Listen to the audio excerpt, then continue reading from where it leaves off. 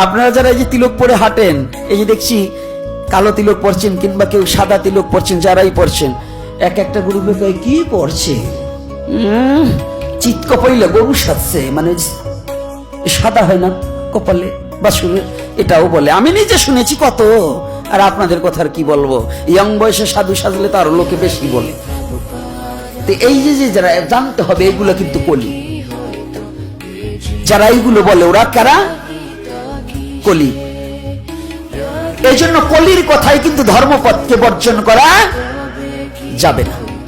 কঠোর ভাবে ওকে দমাতে হলে পরে কঠোর ভাবে, ও যদি আজকে বলে যেটা করেছিস পরের দিন কারো বেশি বেশি করতে হবে। পরের দিন কি করতে হবে? বেশি না কম? ও মায়েরা, মিথ্যা কথা বলছেন, আপনারা তা করেন না। আপনার যা যদি এক ভরি দিয়েছেন বানায়, আপনি তার পরের দিনকে 1.5 ভরিতে বানাতে চান। কিন্তু আমাদের সমস্যা কি জানেন?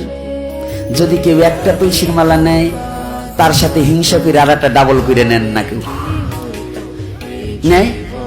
এই যে আমি এতগুলা নিছি, আগামী দিন বসবো যে কিরা আমার চেয়ে বেশি, একটা বেশি করে লইছেন, দেখবো। নিবেন? একজনও নিবে না। বলেন তো কেন? আরো কি বলে, আমি নেই মালা, ওদের বাজে জ্বালা। ওরা বলে কি গলা বন্ধই আসে না, দম বন্ধই আসে না, এইরকম বলে। এইগুলি হচ্ছে কলি, একেবারে ঘোর কলি। শুধু কলি না, ঘোর কলি। এইবার কলি পিছনে লেগে আছে যখন মহারাজ পরীক্ষিত একটা অহংকারী কথা বলছে যে আমার রাজ্য। কথাটা ভালো করে বুঝুন।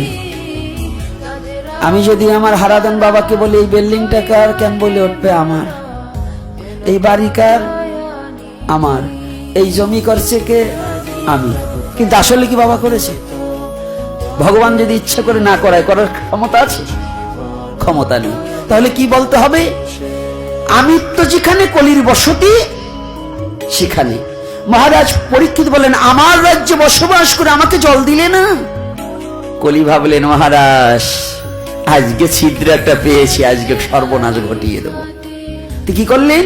কলি মায়াকে স্মরণ করে একটা মৃত্যু তক্ষক রচনা করে ওই মহারাজ পরীক্ষিত যে পথ দিয়ে যাচ্ছে ওখানে রেখে দিলেন। ওই মৃত্যু তক্ষকটা অন্য কেউ মেরে ফেলেনি, ওটা মরা নয়, ওটাকে মায়ার দ্বারা মহারাজ কলি সৃজন করে রাখলেন। আর মহারাজ পরীক্ষিতের চিন্তা ছিল যে ওনার যেন কোনো পুণ্য নষ্ট না হয়, তাহলে ওই পাপটা আমি সঞ্চয় করব। তাহলে কত বড় ধার্মিক রাজা একটু বুঝে নিন। কি সাধু বাবা ধার্মিক না ধার্মিক? হ্যাঁ, কেন সাধুরা পরের উপকার করবে কেন? সাধুগো কাজে এটা আজকাল দেখছেন। সাধুগো বাপ আজকাল সাধুরা পরের বাড়ি ভিক্ষা করে সুদে টাকা লাগায়। মহাপ্রভুর নামে দোহাই দিয়ে সরগোস্বামীর ভাব দ্বারা গ্রহণ করে ওই কি গাড়ি জানি বলে তোরা, কি জানি বলিস, হাইস গাড়ি কিনে চলে হারামজাদার দলে। সাধুদের আবার হাইস গাড়ি নিজের জন্য লাগে নাকি? বৃন্দাবনে চলে যান বর্ষনায় বিনোদী বিহারী বাবা, যিনি এখন ভারতবর্ষের মধ্যে মহাসাধক বলে আখ্যায়িত, যাকে দর্শনের জন্য যুগী মুদি যার চরণ বন্দনা করার জন্য যায়, তিনি গাড়িতে নয় পদব্রজে প্রতিদিন বর্ষনাটাকে পরিক্রমা করে। তার নিজের স্পেশাল কিছু নেই। তার বিছানাটা দেখলে শুধু একটা শক্ত খাটের উপরে, দোতলার উপরে একটা শক্ত একটা চৌকি, তার উপরে সে শুয়ে সারা রাত জয় শ্রী রাধে বলে দুটি নয়নের জলে বক্ষ প্লাবিত করে। দেখুন ভজন কাকে বলে।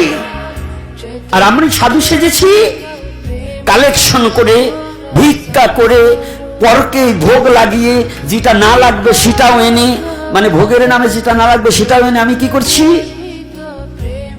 আমি জমি রাখছি 5 বিঘা, আমি ব্যাংক ব্যালেন্স করে রাখবো, আমি গাড়ি করব। আমাকে গাড়ি কেনার জন্য তাড়া দেয়, বাবা একটু গাড়ি কিনে নে, এখন চলতে কষ্ট হয়ে যায়, গাড়ি কেনে। গাড়ি কিনলে ওনাদের একটু ভালো হয়, কিন্তু এই গাড়িতে যে নিজের বাড়ি নষ্ট হয়ে যাবে এটা কিন্তু বোঝে না। গাড়িতে নিজের বাড়ি নষ্ট হয়ে যাবে। কোন বাড়ি? এই দেহ বাড়ি। এই দেহ বাড়িটা নষ্ট হয়ে যাবে, কারণ ভক্তি থাকবে না, রাজসিক এবং তামসিক ভাব উৎপন্ন হবে, সাত্ত্বিকতা থাকবে